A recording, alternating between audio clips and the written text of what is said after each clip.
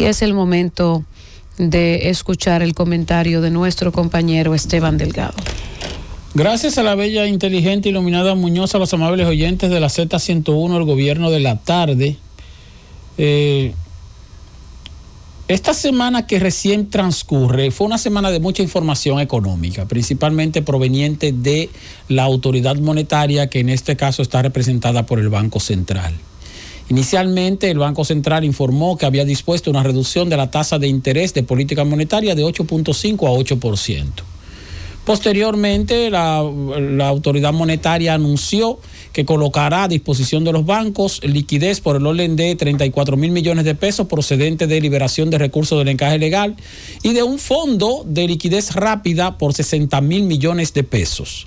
Esos serían 94,000 millones de pesos que se sumarían a los 24,000 millones de pesos que ya en febrero comenzaron a distribuirse también del encaje legal para los bancos prestar. Todos esos recursos, 118,000 millones de pesos, a ser prestados en diferentes áreas, los primeros en adquisición de viviendas de bajo costo, los otros montos, 94,000 millones, para cualquier cosa que requieran los clientes de los bancos y de las asociaciones de ahorros y préstamos a una tasa no mayor de un 9% anual, fija 2 años y 4 años en diferentes bloques.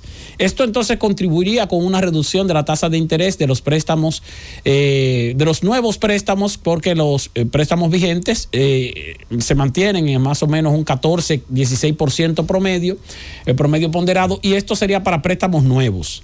Ahora, como se trata de una cantidad importante de recursos y de que el Banco Central tiene el interés de que esos recursos fluyan, no duden ustedes que en lo adelante también, más adelante, la propia autoridad monetaria autorice a los bancos a que no solo utilicen esos recursos para préstamos nuevos, sino también para renegociar préstamos vigentes que hoy día están pagando tasas de interés altas. Y les digo eso es porque el gobierno, a través de la autoridad monetaria, tiene un gran interés en dinamizar la economía. Y para eso se justifica en el hecho de que efectivamente la inflación medida por el índice de precios al consumidor anualizada a mayo de este año, es decir, mayo 2022 a mayo 2023, está en 4.43%, de acuerdo con lo que informó el propio Banco Central también ayer. Ahora, entonces se mantiene dentro o volvió a entrar la inflación anualizada dentro del rango meta de entre 3 y 5%, 4% más o menos 1. No así la inflación subyacente, que se mantiene en 5.51%. Aquella inflación que deja fuera de las mediciones algunos artículos o servicios, como son los servicios de tasa de precio fijo, como son los precios de los combustibles, la tarifa eléctrica, productos de la canasta que son de variación, que pueden ser de variación brusca. Entonces esos se sacan de la medición de la inflación normal, y la inflación subyacente está todavía por encima del rango meta de 5%, de rango meta más alto. Pero aún así, el Banco Central se apresuró a liberar o a flexibilizar sus medidas restrictivas, bajando la tasa de interés y poniendo dinero a disposición de los bancos para que presten a costo más barato, una reducción del costo del dinero, más dinero en circulación. ¿Para qué? Para incentivar el consumo interno y que así entonces la economía se dinamice. Dicen las autoridades del Banco Central que ya ellos han hecho sus proyecciones y que entienden que esta flexibilidad no va a impactar en el ritmo que ya lleva la inflación de control dentro del rango meta de entre 3 y 5%. Ojalá que así sea, pero mientras tanto entonces vamos a tener mucho circulante disponible para que la gente consuma, para que la gente tome prestado a tasa de interés más baja. ¿Por qué el Banco Central tiene tanto interés en dinamizar la economía? Bueno, para que ustedes tengan una idea, el año pasado la economía apenas creció 4.9% y fue bueno ese crecimiento. Pero creció 4.9%, aun cuando en los primeros 4 meses del año pasado, el crecimiento fue en enero-abril del año pasado de un 5.8%. Para este año el Banco Central espera que la economía crezca entre un 4 y un 4.5%. Pero resulta que en los primeros 4 meses de este año la economía apenas creció 1.2%. Es decir, menos de una cuarta parte de lo que había crecido, o alrededor de una cuarta parte de lo que había crecido en igual periodo del año pasado, y fíjense que el año pasado terminó en 4.9.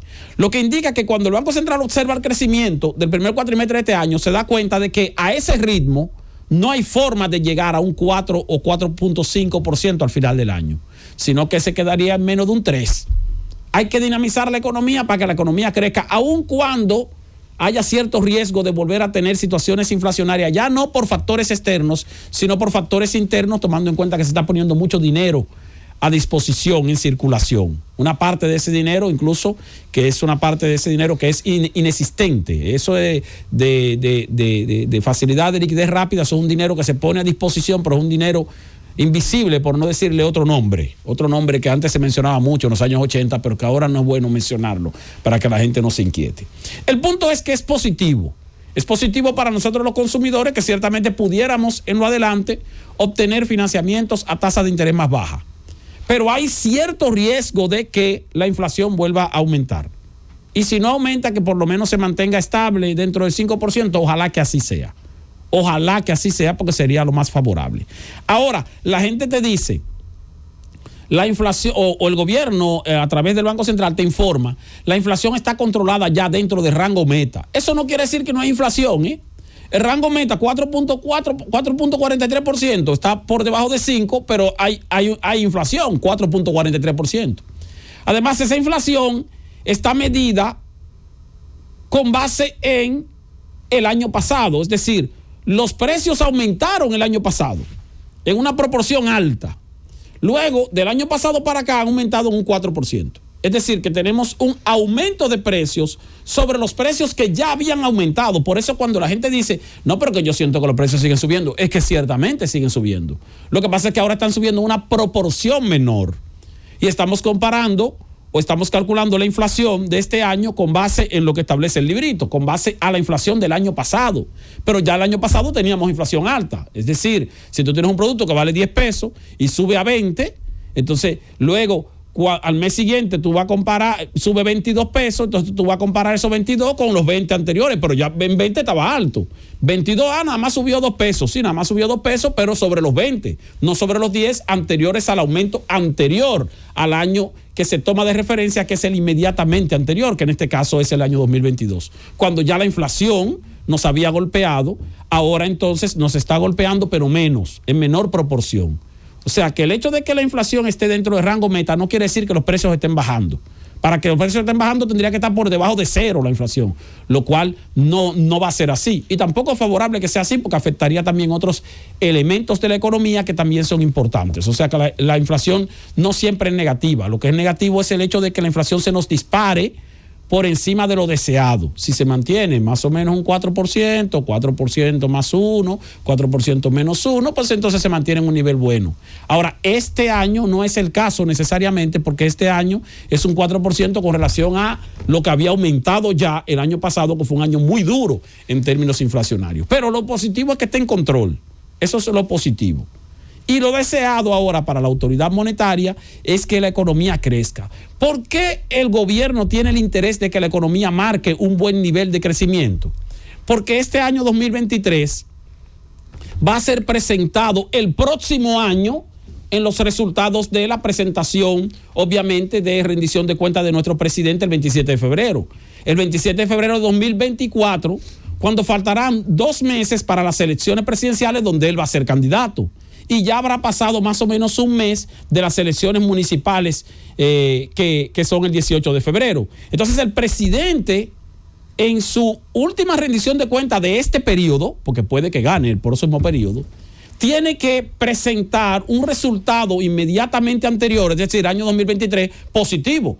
No decir, la economía creció nada más un 2%, un 3%. No, la economía creció un 4.5%.